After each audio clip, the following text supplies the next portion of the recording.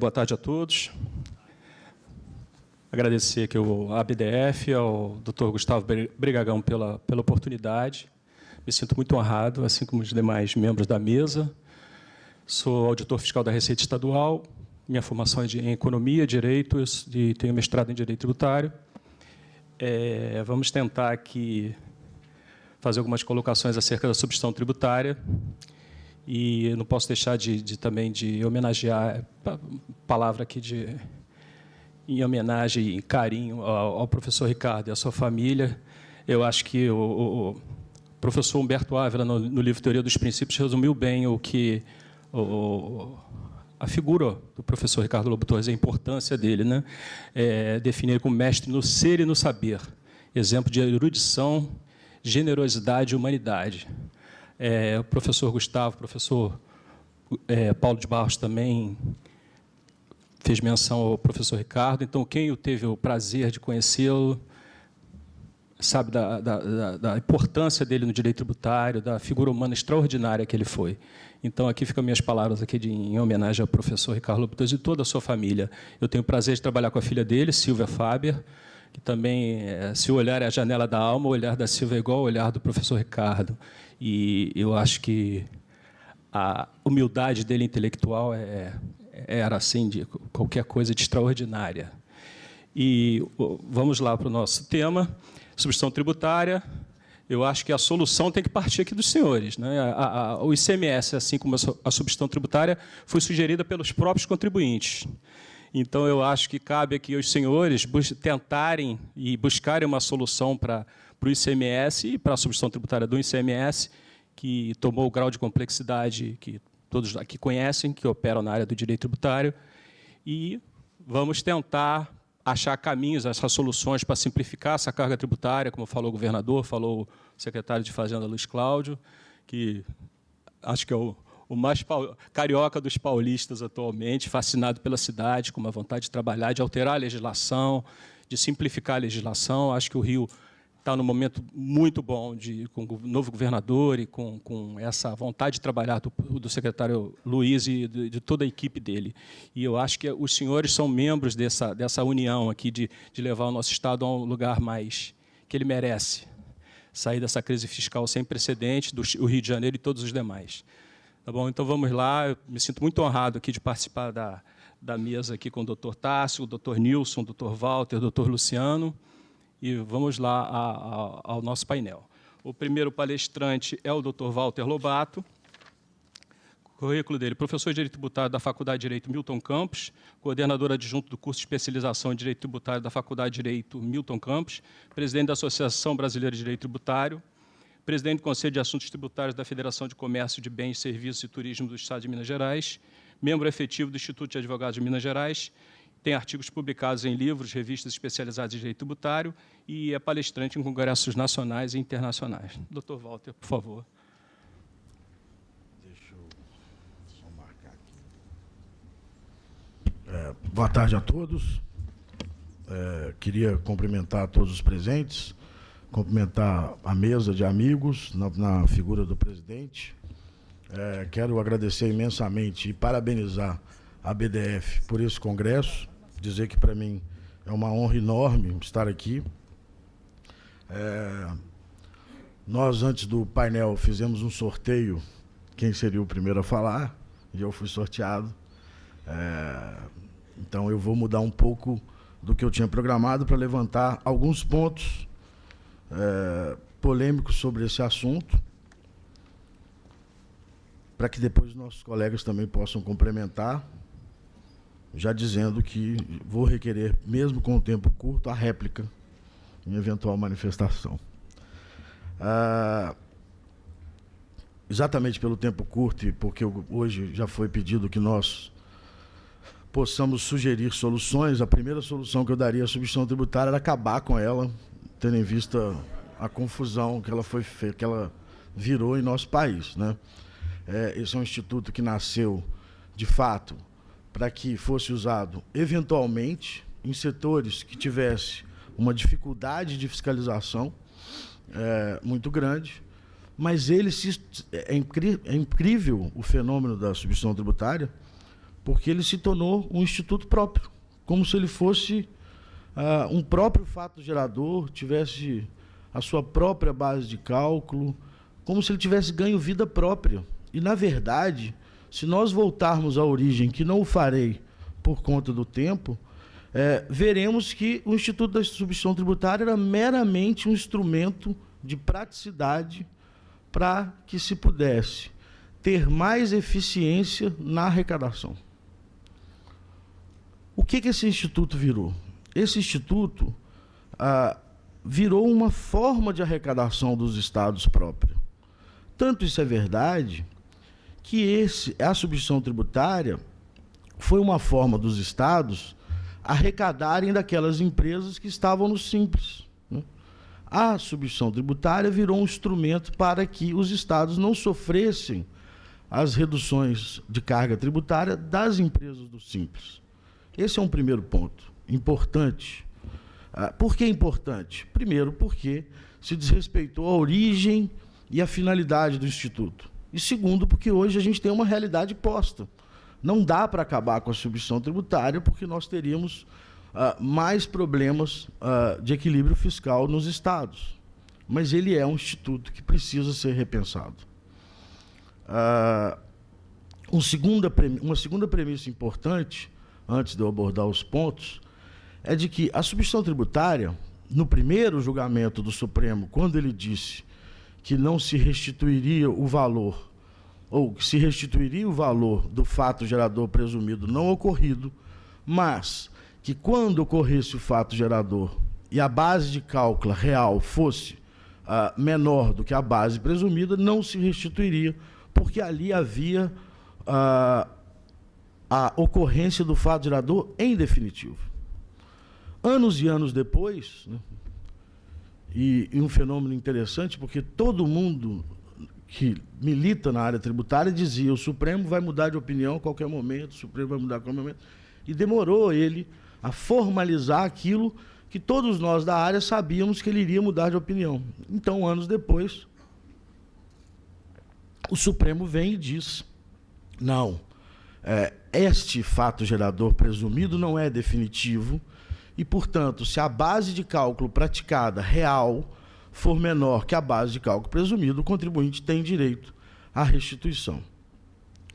Como a gente sempre consegue achar um objeto de litigiosidade quando se pacifica uma matéria, surge, então, diante da pacificação, um segundo litígio, que é: se o contribuinte tem direito à restituição, teria direito o Estado a reivindicar o recolhimento complementar quando a base de cálculo real fosse maior que a base de cálculo presumido? Tenho certeza que o meu colega Tasso vai abordar o assunto, mas eu gostaria de observar rapidamente que quem se utiliza do Instituto da Praticidade é o Estado. Quem escolhe o produto ou a mercadoria que será submetida à substituição tributária é o Estado. E, portanto, se o Estado escolhe um instrumento de eficácia na arrecadação, não me parece correto que ele, a posteriori, por entender que calculou presumidamente mal a base ou a menor, venha reivindicar um recolhimento complementar, porque é como se ele estivesse abrindo mão daquilo que ele ofereceu ao contribuinte, ou ofereceu não, perdão, que ele impôs ao contribuinte. Vejam, num exemplo totalmente diferente que penso agora, mas que pode ser objeto de reflexão, quando a União oferece o lucro presumido a determinados contribuintes, pode ela depois dizer: não, melhor a gente olhar o real, porque no real a gente vai arrecadar mais. E olha que lá é facultativo. Eu escolho se eu quero estar no lucro presumido ou não.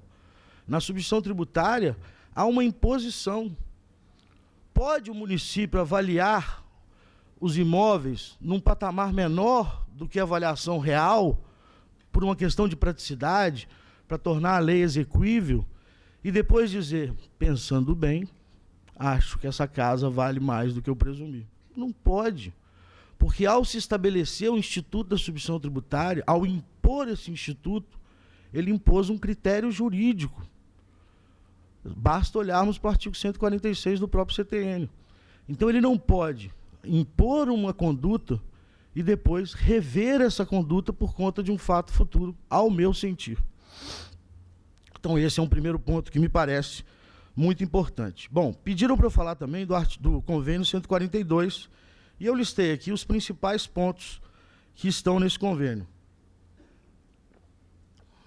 O primeiro ponto foi que o convênio excluiu um dispositivo que criava a base dupla da substituição tributária. O que era a base dupla? O Estado destinatário, ao receber o diferencial de alíquota, se incluía na base de cálculo a alíquota interna do Estado, ao argumento de que a cláusula 13ª do convênio 52 dizia que o imposto devido por substituição tributária integra a correspondente base de cálculo, inclusive na hipótese de recolhimento do imposto correspondente à diferença entre a alíquota interna da unidade federada de destino e a alíquota interestadual. Então, nessa primeira afirmativa, o imposto devido por substituição tributária integra a correspondente base de cálculo.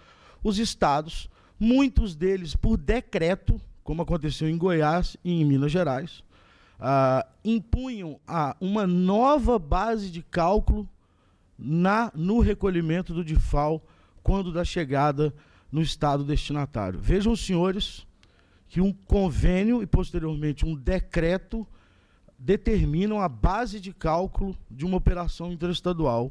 Acho que, diante da plateia, do conhecimento que a plateia tem, eu não preciso me alongar para dizer que lei complementar que deve estabelecer base de cálculo de impostos segundo o artigo 146 da Constituição.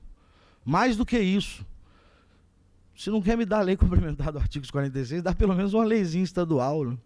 Não decreto. E mais do que isso, o que fala a Constituição, no seu artigo 155, é que o imposto correspondente à operação, o imposto correspondente à operação não é a alíquota interna do Estado, o imposto correspondente à operação é a alíquota interestadual, ou a diferença de alíquota, ou seja, se quer incluir, que se inclua não uma dupla base de incidência, porque já incluiu a alíquota interestadual e depois, em Minas e Goiás, começou a incluir também a alíquota interna, majorando a base de cálculo do DIFAL. Como se o ICMS fosse um imposto que tivesse dupla incidência, uma incidência no estado de origem e uma incidência no estado de destino, onde teríamos duas bases de cálculos a serem calculadas, né? Ou seja, é um instituto que tem um grau de, com perdão, loucura absurdo, né? Então, já? Tá bom, vou passar rápido. Bom, então, já que me apontaram a placa do tempo, muito antes do que eu mesmo imaginava, vou passar rápido pelos pontos. Então, esse primeiro, exclusão do dispositivo que criava a base de cálculo duplo da substituição tributária, o convênio 142 retirou, mas lembrando que os estados permanecem praticando. Me parece que se antes não havia legitimidade para isso, agora, então, menos ainda. Um segundo ponto importante é o convênio 142, com toda razão, e tendo em vista as derrotas sofridas no judiciário, excluiu a responsabilidade solidária do substituído, que me parece extremamente razoável que o substituído, já que foi retirado do aspecto material da própria norma, que foi retirado como responsável pelo recolhimento, que se antecipou aquele fato para que outrem, antes dele, fizesse o recolhimento, não me parece razoável que ele passasse a ser responsável pelo não recolhimento pelo substituto.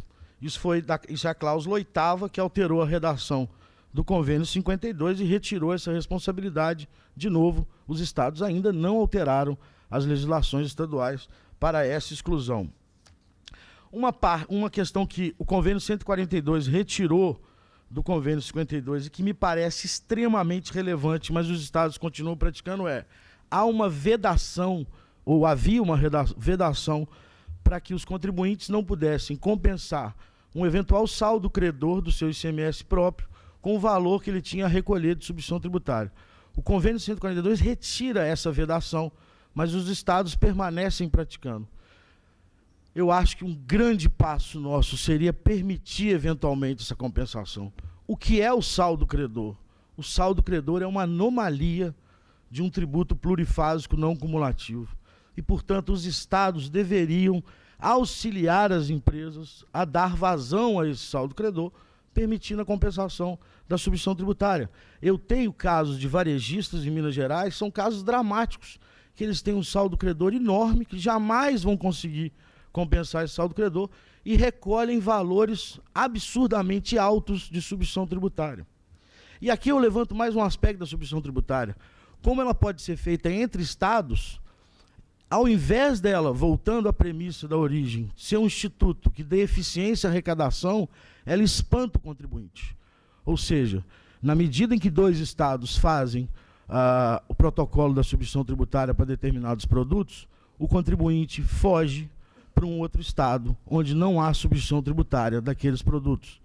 Ou seja, ao invés de dar eficiência à arrecadação, a substituição tributária se tornou uma forma de afugentar o contribuinte quando ele não acaba praticando operações que visam desviar do Instituto.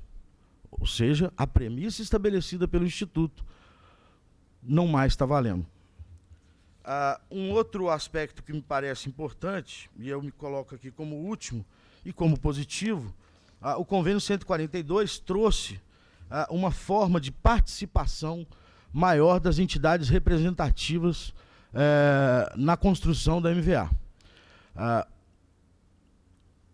Acabou com a MVA reajustada, que era uma outra anomalia do sistema, mas que não dá tempo de falar, mas ele permitiu que essas entidades representativas apresentem laudo dos seus valores em torno do valor a ser colocado.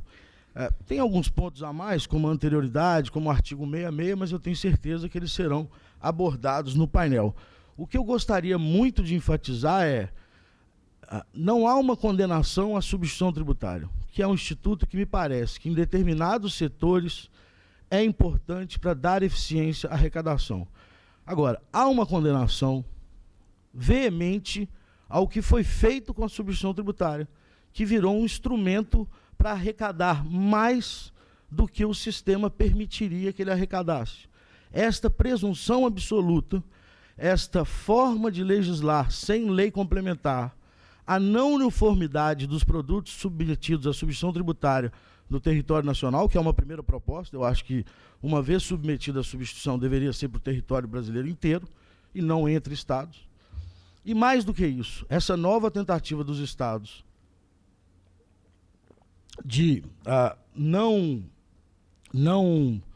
ou pedir a complementação da substituição sempre que a base real for maior que a presumida, me parece uma forma de trair o próprio Instituto. Se ele veio para dar praticidade, se ele veio para reduzir o custo estatal, vai ser criada uma máquina para buscar o recolhimento complementar. Portanto, não há sentido em ter substituição tributária. Se o próprio Estado quer presumir a base e depois buscar a base real, não há sentido jurídico, econômico ou fático em manter a substituição tributária. E, para encerrar, longe de querer criticar o meu estado de Minas Gerais, que amo muito, o estado de Minas, agora, não sei os outros estados, um comunicado que saiu no começo do ano, fez um decreto em que passa a valer a partir de 1º de março, em que ele diz o seguinte: olha, de fato, a definitividade da base de cálculo, a não definitividade da base de cálculo, contribuinte restituir e eu, Estado, pedir a complementação, vai causar muito transtorno. Então eu proponho um acordo. Assine comigo um termo que essa base presumida é definitiva. Eu não vou te cobrar o complementar, mas também você não vai me pedir a restituição.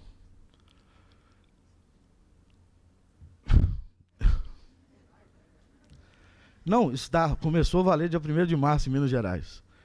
Isso atenta claramente contra a moralidade administrativa. Mais do que isso, e voltando à mesa de abertura desse importante congresso, não é que o cidadão brasileiro tem aversão ao tributo. Me parece que o Estado brasileiro tem aversão à Constituição Federal. É preciso que ela volte a ser respeitada, ou seja, lei complementar onde há lei complementar, e tributo plurifásico não cumulativo, onde a Constituição determinou tributo plurifásico não cumulativo. Muito obrigado aos senhores.